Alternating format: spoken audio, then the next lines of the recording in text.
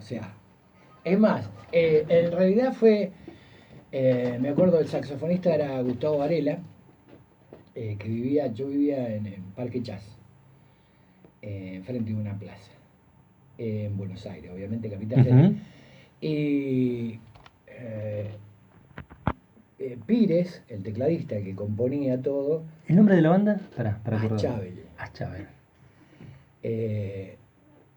Me dijo un día, che, tendríamos que poner algunos caños, un saxo, algo. Y se muda a poco tiempo en un departamento que había arriba de la casa donde yo vivía. Era una casa en realidad tipo de esas conventillos modificado, modernizado, viste que era así tipo chorizo largo con todas las habitaciones que daban a un solo patio. Espectacular. ¿Ahí estaba el taller de tu viejo también o en otro lugar? El taller de mi viejo en otro estaba lugar. lejos. Y justo se muda esta familia y yo escuchaba un saxo, Gustavo practicaba, qué sé yo, y un día voy, le tocó el timbre. ¿Pero no lo conocías a él? No. Mirá. Voy, le tocó el timbre, que era la puerta al lado de mi casa, y le digo, ¿cómo anda? ¿Vos sos el que toca el saxo? Sí, mirá, yo estoy trabajando con un grupo, qué sé yo, y le gustaría incorporar algún caño, un saxo, una trompeta. ¿Te interesa venir a hacer una prueba, qué sé yo? Sí, listo. Y así se conformó, digamos, lo que fue la primera formación definitiva. Que con esa formación, después de muchos ensayos en la fábrica de mi vieja. En la fábrica, que era. Una noche estábamos con Gustavo que fuimos a ver un show del trío que tenía Lito Nevia. Nevia, Baraj, González, puede ser. Mira, acá ahí te va a asistir acá Claudio Ferrero. Sí, Claudio, vos sabés de esa onda. Bien. Qué suerte que la tenés acá, de aquel lado. En un teatro que ahora es estación de servicio, que estaba en la avenida Cabildo. Y nada, yo empecé a mirar, ¿y cuánto saldrá alquilar un teatro más o menos chico? ¿Y cuánto puede salir esto y cuánto puede salir? Yo laburaba con mi viejo y vivía con mis viejos en esa época. Pero tenías, ¿cuánto dijiste? ¿20 años por ahí? Claro. Sí. Y nada, y vamos a hacerlo. Y vamos a hacerlo. ¿Y dónde lo hacemos? Bueno, en definitiva, empecé a averiguar y conseguí un teatrito que no sé si existe todavía en el centro de Capital Federal, que se llamaba Olimpia. Un teatro para 250 butacas, digamos. Bueno, ¿sí? Pero es un número importante. Compararlo acá también con lo que tenemos en la Está bien, además de una banda que nunca había hecho nada, que simplemente había ensayado. Perdón, miento, había hecho un par de salidas porque yo les dije, vamos a empezar a fogonearnos. Era productor y manager a los 20 años, ¿entendés? Vamos a ver cómo reacciona la gente, cómo se desenvuelven ustedes, a ir un poquito para no ir de lleno a un show en el centro. Claro. Y tocaron, me empecé a mover y había un par de clubes, el Club Parque Chas, por ejemplo, era un club de barrio, que no sé qué festejo hacían y bueno, yo los enganché ahí. Y hay una cosa que es interesante porque en esa época era muy difícil, estamos hablando del año 1975, 70. Complicado para andar haciendo rock en ese momento, ¿no? Complicado. Y además, tener buenos instrumentos era difícil. Claro. ¿Sí? Estamos hablando de un grupo que empezó a hacer algo que...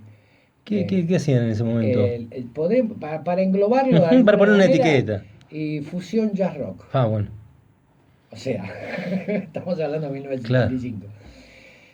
Básicamente porque eran todos pibes que escuchaban ese tipo de música, ¿sí? Whedon Report, Soft Machine, o sea, estamos hablando de hace 1000 años, pero de lo que fue el sumum de la fusión entre el jazz y el rock. Y era lo que escuchábamos nosotros, escuchábamos eso en esa época. ¿Cómo les llegaba el material en esa época? ¿Cómo lo conseguían el material? No era fácil, calculo que no era fácil. No había un download en internet. No, había que buscar el long play. Claro. Pero tenía otro gustito, Era distinto. Claro. Lo que pasa es que el gustito se te iba cuando lo pasaba 7, 8, 10, 14 veces, ya era... O sea, la púa se te terminaba Claro. destruyendo el disco. Y nada, bueno, Impresionante. arrancamos con la historieta y esas veces que tocaron en vivo en 2 o 3 clubes, digamos, de barrio, Barriales. sí, lo hicieron el tecladista con el teclado prestado por Charly García, Me está cargando. el guitarrista con el equipo acústico y la guitarra de Luis Alberto Spinetta. Cerramos la puerta, viejo, y hoy nos vamos. Pero, ¿cómo explicarlo? Yo cuento todo esto Sí, ahora naturalmente. porque yo, dentro de todo, digo, yo tuve mucha suerte, a pesar de que en muchos otros aspectos no la tuve, eh, en que estaba en determinados lugares y pasaban cosas y aparecía gente, y no es que uno, viste, es un inspirado, pero qué sé yo, o sea, después con el tiempo me puse a pensar, Claro. si yo hubiera seguido, en lugar de casarme, No empecé a sacar los trapitos al sol armas acá, ¿eh? hubiera seguido por eso, Greenbank no hubiera existido, digamos, porque el que lo hacía era yo, ya de joven. Pero bueno, no importa, esas son cosas que no se hicieron y no se sabe cómo pueden haber terminado. Pero, y fue muy lindo, fue muy bueno, fue hermoso realmente. Es como una de las semillas más fuertes pues, que tenés ahí en el comienzo, ¿no? Más allá de haber hecho radio, edición. Todo eso vino muchísimos años Pero después. digo, tiene una parte, una semillita ahí, de algún modo u otro está ahí presente, ¿no?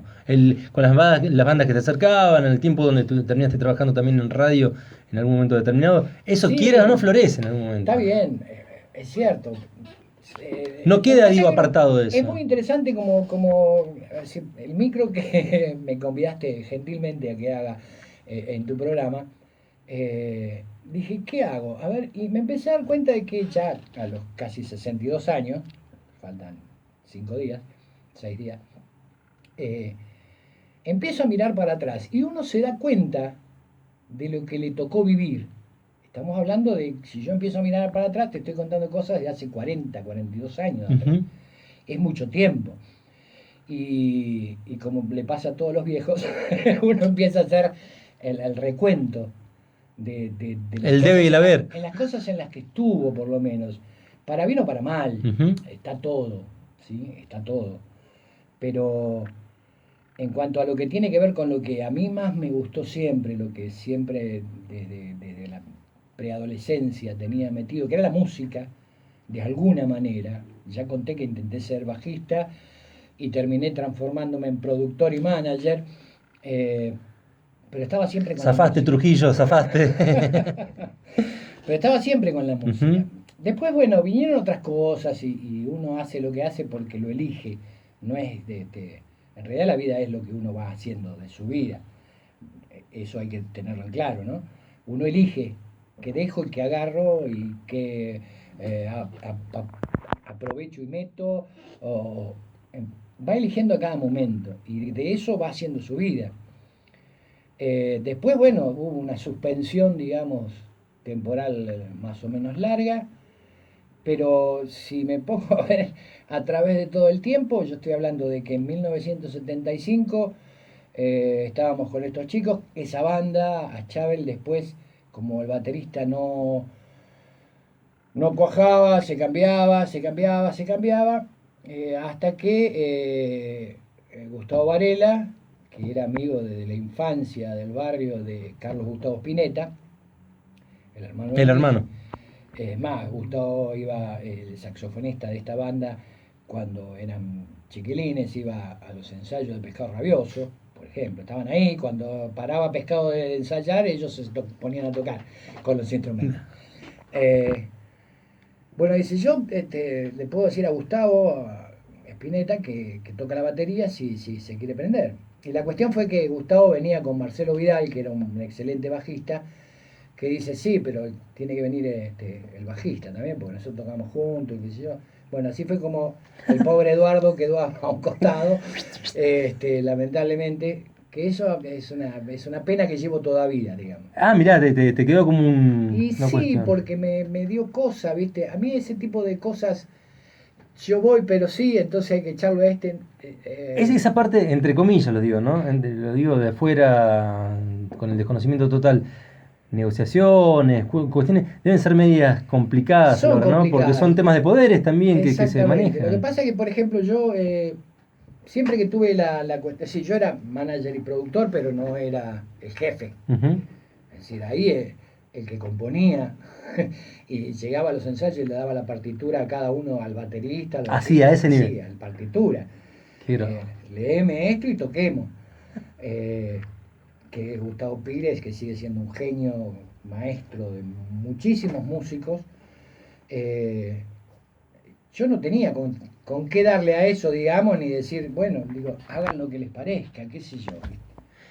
Y ahí. Cuenten conmigo, para mí no me gusta, pero hagan lo que les parezca. Ujú. Entonces, entre todos, bueno, decidieron que era conveniente, que Gustavo Spinetta era un buen baterista ya en esa época, Marcelo también era un excelente bajista. Es más, los dos terminaron tocando en Artaud, en un tema, bajo y batería, con ¿En Luis. qué? ¿Te acordás del tema? Ah, ay, no me acuerdo. Discaso, ¿no? Discaso. Sí, Creo de que los mejores discos de la historia de la es el música disco por el cual argentina. yo entré directamente Sí, más a bien, ese, ¿no? Tarde, pero entré por ese más disco. bien, más bien. Impresionante.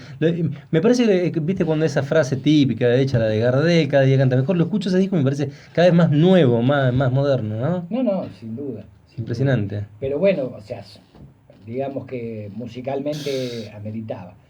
Y después se hizo un segundo show también en el mismo lugar, que fue más fantástico todavía, porque estaba, yo me acuerdo que Badía, Juan Alberto Badía, tenía un programa los sábados a la noche, o casi todas las noches, no me acuerdo, y él inauguró algo como tantas otras cosas que inventó Badía, o inauguró acá en la radio argentina, sacaba un móvil que recorría recitales. No me digas que se fue hasta ahí Y con el obviamente móvil. apareció el móvil de Badía en el recital de Qué Achar en el gran. Teatro Olimpia y salieron creo que 3 o 4 temas al aire por la radio.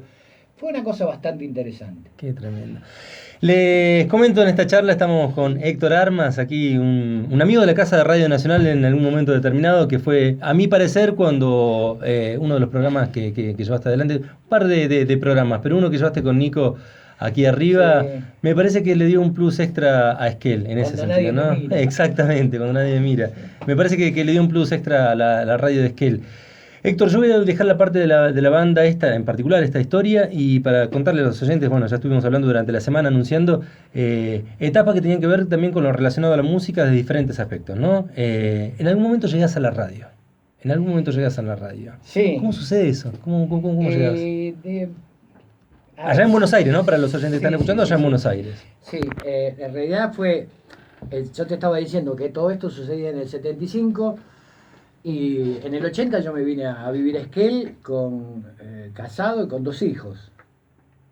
O sea, fue un paz bastante interesante y con diferentes alternativas. De cualquier manera, la radio eh, siempre, de alguna u otra forma, terminaba cayendo en el medio de mi vida, porque siempre escuché radio, porque para mí la radio era la gran compañía ¿Qué escuchabas en aquello? pero desde cuando era chico, yo me iba a dormir y tenía una radio portátil chiquitita, me la ponía bajo la almohada, porque si no me cagaban a pedo, y escuchaba todo lo que había a la Lo que noche, en había en la noche. cualquier radio, ¿entendés? Ujú. Y llegó a Esquel y Radio Nacional, que me escuchaba desde las 2 carátulas hasta Ernesto Capar, por El gran todo. Ernesto. Y una de las cosas que suceden en esa época de mi vida es que, bueno, se me presenta la oportunidad de tener la posibilidad de poner un negocio y qué sé yo, y nos ponemos en sociedad con Carlos y Ernesto Capar y ponemos un negocio en la 25 de mayo, en uno de los que, el primer cine que desapareció, digamos, enfrente todavía estaba el otro, sigue Ujú. funcionando. Y pusimos un negocio los tres en sociedad. Y claro, Ernesto trabajaba en radio también. Ernesto era un capo acá en Radio Nacional y un maestro, sigue siéndolo. Todo hasta el... Eh, Es más, está ya por volver a la radio, me eso parece, es una alegría Me parece que está enorme, por volver a la radio. enorme. Estuve con él cruzándome acá hace pocos días aquí.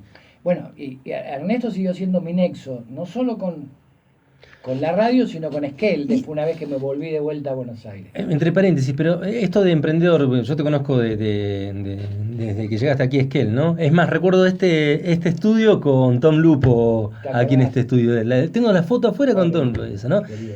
Pero digo, no sé si la palabra te gusta o no, pero no encuentro otra. Pero siempre en diferentes lugares empujando y metiéndole pata para hacer cosas relacionadas, a veces por la cuestión de sobrevivir, ¿no? Porque uno tiene que luchar Sí. para meter la olla, pero también meterle para innovar en temas artísticos, etcétera. A mí me parece interesante eso. No Si te no, quedás. si no me aburro. Bueno, pero no, pero no es tan como yo te entiendo que como lo decís, pero no lo Eh, perdés a eso. qué sé yo, es como precisamente, yo trato de cuando, primero no tengo siempre la suerte de vivir de lo que me gusta hacer. Eh, sí la tuve antes de volverme para Esquel, que fue otra decisión mía absolutamente, durante casi 25 30 años, que fue hacer radio, Ujú. ¿sí? Eh, cuando yo empiezo a hacer radio, yo trabajaba en una empresa 75% estatal y 25% alemana. ¿Qué empresa? Se llamaba ENACE, Empresa Nuclear Argentina de Centrales Eléctricas. En la empresa que estaba haciendo la ingeniería de Atuchados. Ah, bueno. Un edificio en la avenida Alén y Viamonte, cerca de Retiro. Un edificio de 14 pisos. ¿Sí? Yo entré como chofer. ¿Sí? O sea, Literalmente. una empresa de ingeniería. Yo, Chofer, digamos, para toda la cuestión chofer personal. porque la empresa de ingeniería lo que tenía era todos los proveedores que estaban laburando para hacer una central nuclear. Los ingenieros tenían que viajar casi todos los días a diferentes Y esa lugares era tu tarea ahí. y yo tenía que llevarlos y traerlos. Ese era mi laburo. Eh, y allí, bueno, entré como chofer y después me pusieron de jefe de automotores y terminé siendo jefe de la división servicios Salud. generales. Este, y bueno, había varios sectores. Ahí está, escuchá, dice que dice Ferrer, el último reactor lo hiciste vos. No, yo no tenía nada que ver con todo eso. Yo era el que hacía servicio general. Era cafetería, el personal de mantenimiento. En esa época existía Telex, El té. telefonía y Telex, Ujú. era cadetería, tenía toda una oficina que tenían varios cadetes y donde estaba telefonía y Telex. La limpieza de los 14 pisos, digamos. O sea, todo eso estaba Todo ese englobado personal. en servicios Ujú. generales. Ahora, estamos hablando de una empresa que era del Estado y que se rige, y automotores también quedó bajo mi cuestión, ¿no? Era jefe de división, después venía jefe de división, después venía el jefe de departamento arriba y después venía el gerente de cada área. Era una empresa grosa, obviamente. Eh, ¿Y a qué venía todo esto? Veníamos por el tema de la radio, ¿no? Veníamos por Bien, el tema de la radio. yo, por más de ser jefe, que trabajaba en la oficina, con camisa y corbata, etcétera, etcétera, me llevaba con lo que mejor me llegaban los cadetes. Ujú. Que en definitiva, Con el trabajador. yo seguía siendo un tipo joven también y, ¿Qué edad ahí? a ver, estamos hablando del 85, 25, 26 años por ahí. 30, 30 años. 30. Y uno de ellos, planteó un día, me dice, che, ¿sabes que hay una radio nueva que está empezando una de esas? Estamos hablando de la época... eh, Pero bueno, así, al pasar, o sea, sí. ¿habían charlado de música con él? Siempre. Ah, bien, Y bien. aparte un escritor, un poeta ya de aquella época, mira los años que te estoy hablando, de primer nivel, Jorge Gómez. Y, y la radio se llamaba Alfa. Era una de las tantas radios, llamémoslas truchas, Ujú. que aparecieron a partir del 85, con la época de Alfonsín, por ahí, o Con el antes. boom de las FM y todo. Exactamente. Ujú. En todos los barrios había una de baja potencia. En determinado momento, bueno, habían tantas, y era tan complicado ponerlas en regla, que decidieron ir evaluando una por una y darles un permiso provisorio de transmisión. ¿Sí? Y esta tenía un permiso. Era la casa de un chabón en el Bajo Belgrano, y en el fondo tenía el patio y una especie de lavadero con salón de planchado, digamos. Esa era la radio. O sea, la llenó de cáscara, cartones de huevo. Literalmente estamos diciendo, Sí, literalmente. consiguió 4 o 5 equipos y el transmisor, pero tenía de socio, y no me voy a acordar el nombre, a alguien que sigue siendo locutor de Canal 9, el oficial. Actualmente está. Yo creo que sí todavía. La Rosa, Gerardo La Rosa. Tipo re macanudo, que era el que sabía de radio. Y él estaba ahí también Gerardo iba y venía, Ujú. pero era el que sabía de radio. El otro no. Hasta ese momento, ¿radio no habías hecho? Más allá de escuchar, ¿no? Hacer radio Sí, yo no. no. Digamos, las experiencias que tuve de radio fue, bueno, en las épocas de manager y productor, he paseado por miles de radios, Ujú. he conocido Circunstancial y así de manera de flash, porque iba a tratar de hacer publicidad Claro.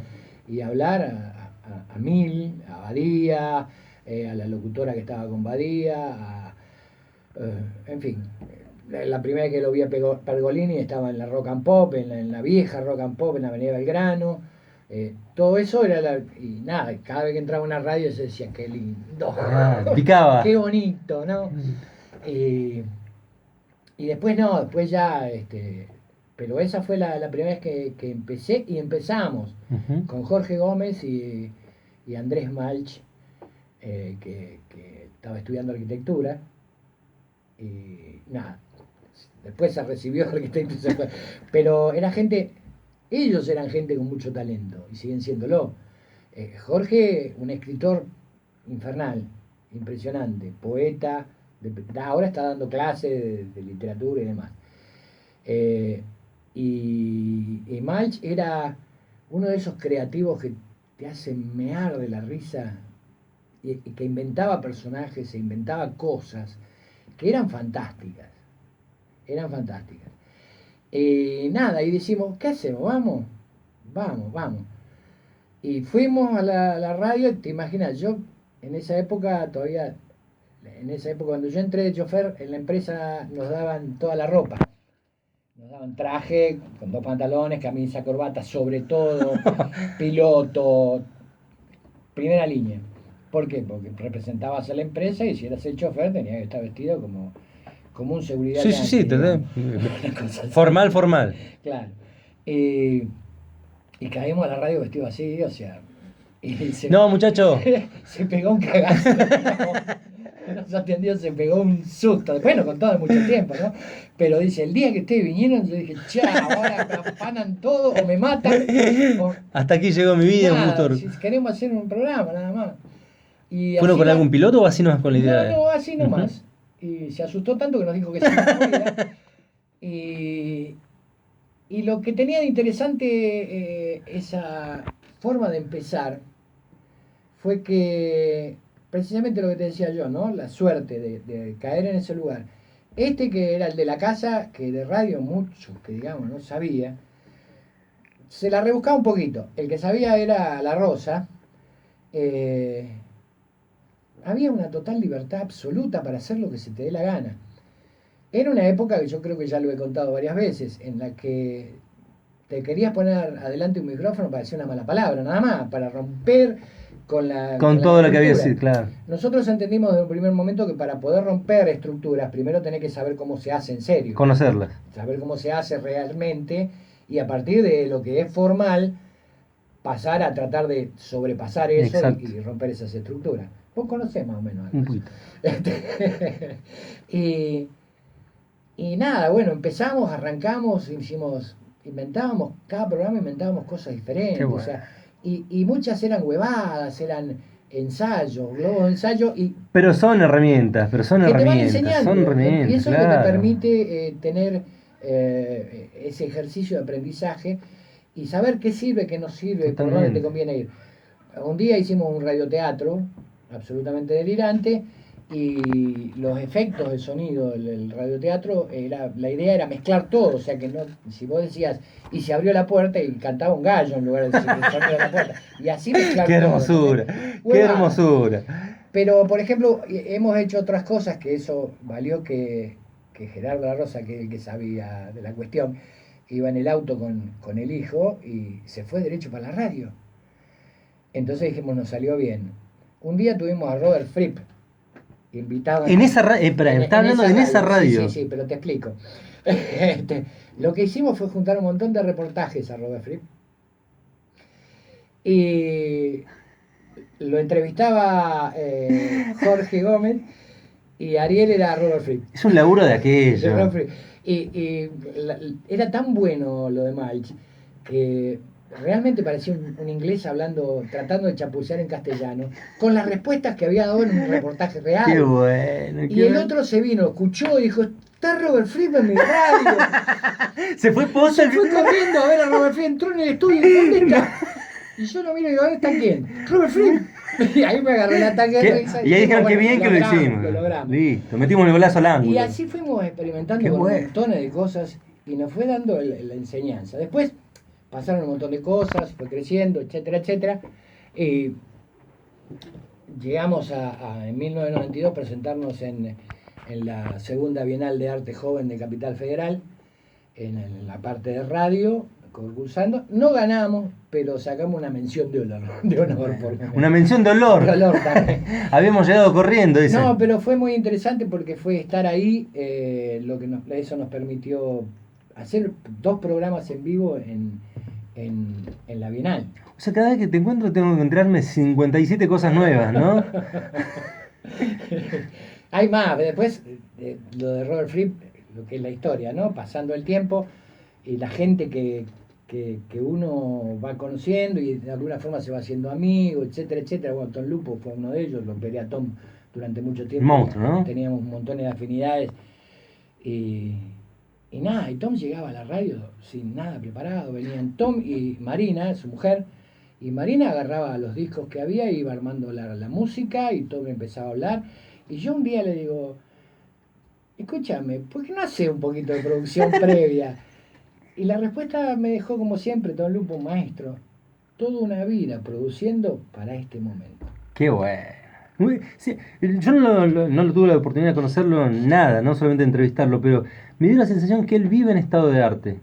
Me da la sensación que vive en estado de arte, ¿no? Absolutamente. Pero además con una calidez, una bonomía bastante particular, muy, muy profunda. Un tipazo. ¿Qué era? Tipazo. Y con una carrera y además psicólogo,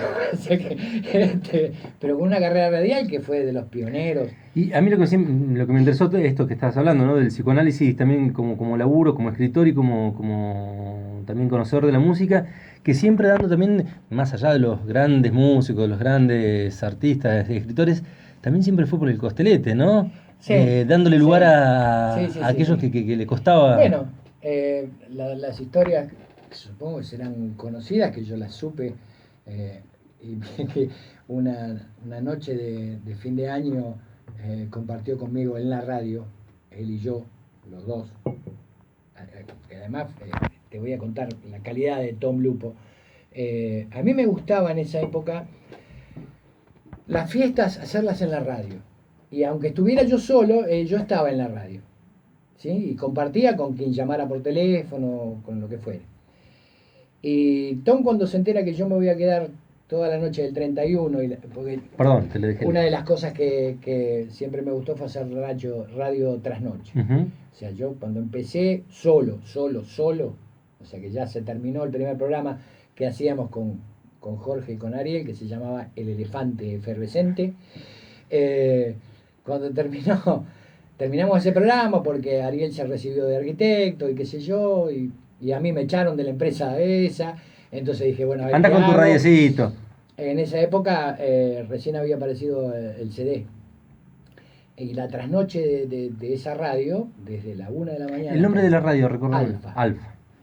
Desde la 1 de la mañana hasta las 7 de la mañana, era un CD, porque no había muchos, en repeat. Toda la noche, 6 horas en repeat el mismo CD. Entonces, ponele soufflé, te decían de la otra. Ponele random. Ponele random. El Chori Carrizo contentísimo con esa. No hablemos de la computadora radio, porque todavía no era de soñarlo, siquiera, nada. Ah, bien, no vamos a decir, y eso corre por cuenta tuya, pero adherimos. Este, y entonces, nada, voy y hablo con el dueño porque ya quedó el que menos sabía, y el que sabía se fue, cansado de muchas cosas con su socio, y quedó ese único dueño que a todo esto ya en la radio había crecido, se mudó a un edificio en la Avenida del Libertador, Ah, bueno. en un piso 7 una cosa así, pero ella llama formalmente una radio, ¿no? Le digo, loco, me quedé sin laburo. Ajá, me dice. Y vos tenés toda la trasnoche al cuete, o sea, no hay nada. Me dice, sí, a mí me gusta lo que vos hacés. Me parece Pero, ¿qué te bueno. dijo?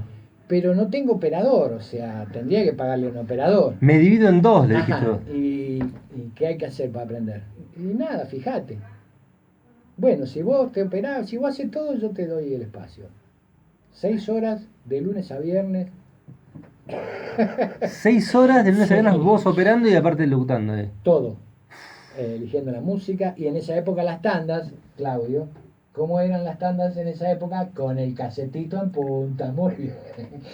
Había que tirar la tanda y tenías dos caseteras, entonces tirabas uno con un cassette, cuando estaba por terminar ya tenías puesto el otro, lo largabas, cambiabas el de arriba, lo largabas, cambiabas el de abajo, lo Qué largabas y así. locura, qué locura. Bueno, era como se trabajaba por Ujú. lo que era lo que había.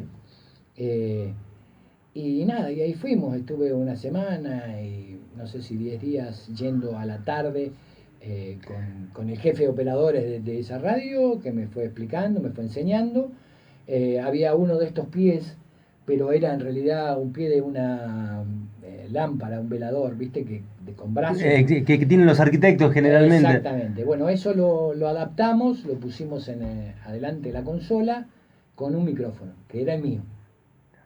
Entonces, Específicamente para tu programa, de la medianoche hasta las 6 de la exactamente.